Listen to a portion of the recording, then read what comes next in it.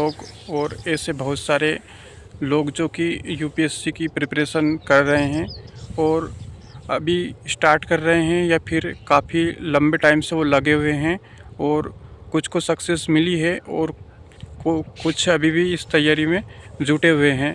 तो उनके लिए ये मैसेज है कि वैसे तो बहुत सारे लोग कहते हैं कि यूपीएससी में कुछ ज़्यादा ही अनसर्टनिटी है, बहुत सारी कठिनाइयाँ हैं। हाँ, अनसर्टनिटी तो बहुत सारी हैं, चैलेंज बहुत सारे हैं, पर कहीं ना कहीं ये सारी अनसर्टनिटी और प्रॉब्लम है, इनको ही हम फेस करते हैं। अप और डाउन इस जो टाइम रहता है इसको हम फेस करते हैं, तो कहीं ना कहीं यही हमको एक गंतव्य की तरफ ले जाता है।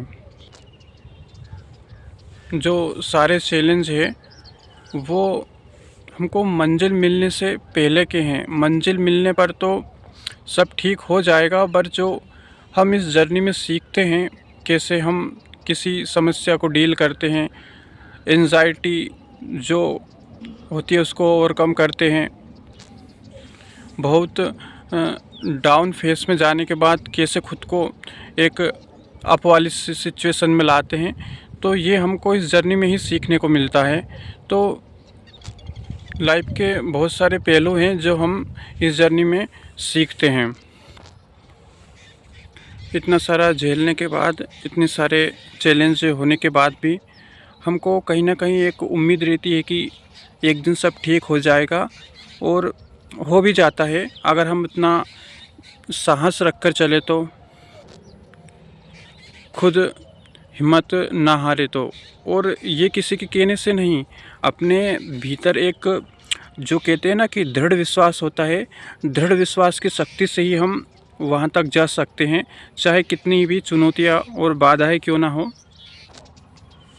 इसकी सबसे अच्छी जो एक खासियत है, जो मुझको पर्सनली लगता है, सभी अलग अलग लोगों के अलग अलग व्यू होते हैं कि उनको क्या सीखने को मिलता है सबसे ज़्यादा, पर जो मुझको लगता है इस जर्नी में मुझको मैच्योरिटी सबसे ज़्यादा इम्पोर्टेंट लगती है। व्यक्ति कैसा भी हो, जब वो चीज़ों को जानता है, समझ पाता है इतनी सारी चीज़ों को, और एक लिंक बैठा पाता है दिमाग में, तो उसमें मैच्योरिटी बहुत उच्च लेवल की आ जाती है। 2020 में कोरोना जब कोविड चल रहा था, तब मैंने 12th अपनी कंप्लीट की थी, और 12th के बाद ही मैंने सोचा था, मेरा मन तो 12th से पहले का भी था। जब मैंने 10th पास किया था तब से मैंने सोचा था कि यूपीएससी का प्रिपरेशन करना है और इसी साइड में जाना है।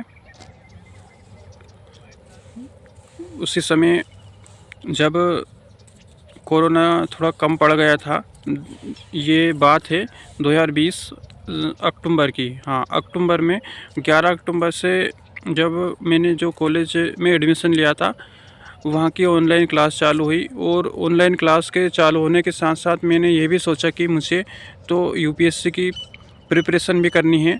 तो मैंने कुछ दिन बाद एनसीईआरटी बुक्स वगैरह ख़रीदा, और फिर मैंने अपनी कॉलेज की पढ़ाई के साथ साथ यूपीएससी की तैयारी भी चालू कर दी। पहले मैंने एनसीईआरटी को ही पढ़ा बढ़िया अच्छे से, और फिर वहीं से मैंने जो प्रिपरेशन स्टार्ट कर दी, और दिन के में कॉलेज की ऑनलाइन क्लास होती थी, तो कम से कम 4 या 5 क्लास डेली होती थी। तो उन 4-5 क्लास करने के बाद में 4-5 घंटे उनमें बीत जाते थे। फिर उसका कॉलेज का काम भी होता था, कुछ असाइनमेंट वगैरह लिखना अलग अलग सब्जेक्ट के, तो 1-2 घंटे उसमें चले जाते थे। फिर मैं अपने पूरे दिन जो टाइम बचता था 5-6 घंटे, और उनमें मैं अपने जो एनसीईआरटी वगैरह है उनको ही पढ़ता था 20। तो ये जो सिलसिला चलता रहा ये पूरे 2020 तक, और जिसके बाद 2021 सितंबर 2021 तक ऐसा ही चलता रहा। 3 सेमेस्टर थे मेरे कॉलेज के, जो ऐसे ही घर पर ऑनलाइन पढ़ाई के माध्यम से ही बीत चुके थे, और उसी के साथ साथ मेरी यूपीएससी की तैयारी भी चल रही थी। फिर कोविड और कम होता चला गया, और दिसंबर में 2021 में मैं फिर कॉलेज वो जो हॉस्टल था वहीं पर मैं जाकर रहने लगा, क्योंकि ऑफलाइन क्लास स्टार्ट हो चुकी थी। तो मैंने अपना स्टडी फिर वहीं हॉस्टल में ही मैं कर रहा था। कॉलेज भी जाता था।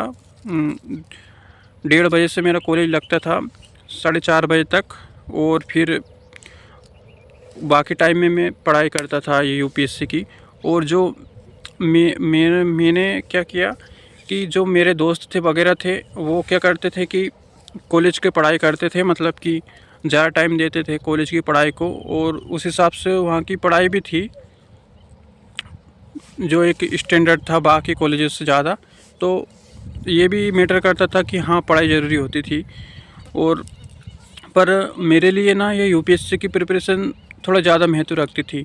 तो जो कॉलेज का काम होता था मैं वहीं उसी पर तत्काल कर लेता था कॉलेज में ही बैठकर। और मैं ये सोच रखता था कि जब मैं अपने हॉस्टल में जाऊंगा रूम में, तो वहाँ पर अपनी फिर से अपना यूपीएससी का ही पढ़ूंगा, ये कॉलेज का नहीं पढ़ूंगा, क्योंकि मुझे पता था कि ये कॉलेज वाली चीज़ें हैं जो अभी ज़्यादा इम्पोर्टेंट नहीं रखती है। हालांकि मैं यूपीएससी को ज़्यादा, उसकी तैयारी को ज़्यादा थोड़ा टाइम देना चाहता था। ऐसे कॉलेज में खाली टाइम पर भी मैं, जब कोई पीरियड नहीं रहता था या फिर कोई मैम या कोई टीचर आता नहीं था, मैं अपना वहाँ पर भी अपना यूपीएससी का पढ़ने बैठ जाता था। तो वहीं से मेरा प्रिपरेशन चलता रहा, जो कि पूरे 2022 तक भी चलता रहा वह कॉलेज। और हाँ, कॉलेज के साथ साथ ही 2022 तक चलता रहा। और फिर 2023 तक भी जब मेरा जो ग्रेजुएशन था वो कंप्लीट हुआ जून 2023 में। और जून 2023 से पहले मेरा जो प्रिपरेशन का जो शेड्यूल था वो ऐसा ही था, कॉलेज के साथ क्लास जाना।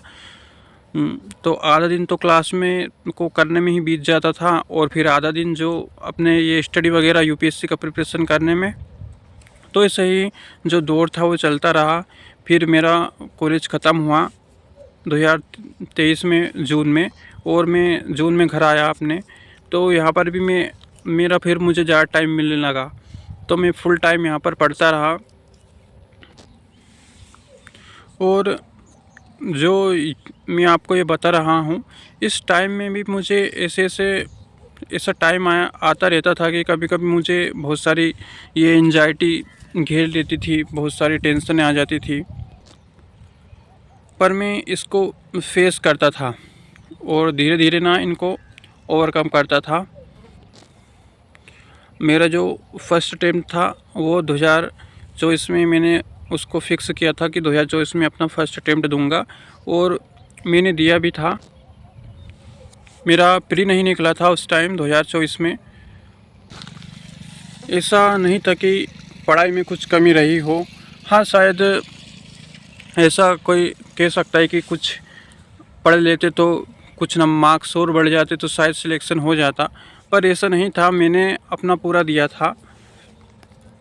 पर जब प्री का भी रिज़ल्ट आता है, जब फाइनल रिज़ल्ट के साथ, तो उसमें जीएस में कुछ दो नंबर कम रहे थे, तो उसकी वजह से सिलेक्शन नहीं हुआ था। जिसके बाद मैंने फिर से अपनी तैयारी को जारी रखा, और 2025 में भी मैंने अटेम्प्ट देने का वो किया। तो मैंने जब अटेम्प्ट दिया तो इसमें नहीं हुआ था 2025 में भी। और वो कारण क्या थे जो नहीं हुआ था, वो कारण था मेरे कुछ रीज़न रहे थे, गलतियां हुई थी कुछ। और स्टडी रिलेटेड गलतियां नहीं हुई थी, वो गलतियां हुई थी कुछ, जैसे कि ये प्रोफेशनल गलतियां फॉर्म भरने में। तो फिर कुछ ऐसा मेरे मन में एक ट्रोमाटाइज हो गया था उस टाइम कि ये गलतियां क्यों हुई फॉर्म से रिलेटेड। तो एंजाइटी कुछ का जो लेवल था वो इतना ज़्यादा बढ़ गया था कि मैं ना कुछ डिसाइड ही नहीं कर पा रहा था कि मैं एक रूट लेके आगे चलूँ, प्रिपरेशन को आगे बढ़ाऊँ। मैं स्टक हो गया था। और ये होना मेरे लिए एक स्वाभाविक था कि किसी चीज़ को हम इतना शिद्दत से कर रहे हैं, और फिर उसमें कोई ऐसा एक अवरोध टाइप कहा जाए जिससे जो कि एक समस्या क्रिएट कर सकता है। तो ऐसी एक स्थिति बन गई थी, और वो मेरे लिए बहुत कठिन समय था।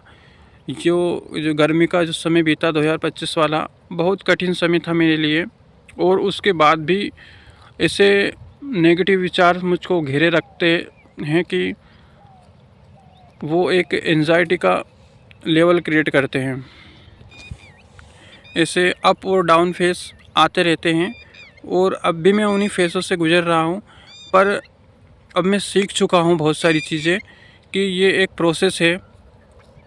अप और डाउन फेस तो आते रहते हैं, हमको अपनी प्रिपरेशन में लगे रहना है, क्योंकि ये जो फेस हैं, चैलेंज है, ये तो चले जाएंगे, पर जो वास्तविक हमने जो मेहनत करी है वही हमारे लिए काम आएगी।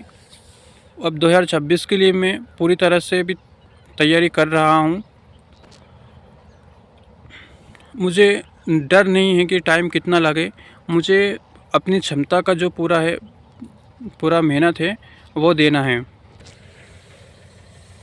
और दोस्तों, जो लाइफ है वो एक गंतव्य नहीं है, वो एक निरंतर चलने वाली यात्रा है। इसी भाव से हमको चलना चाहिए।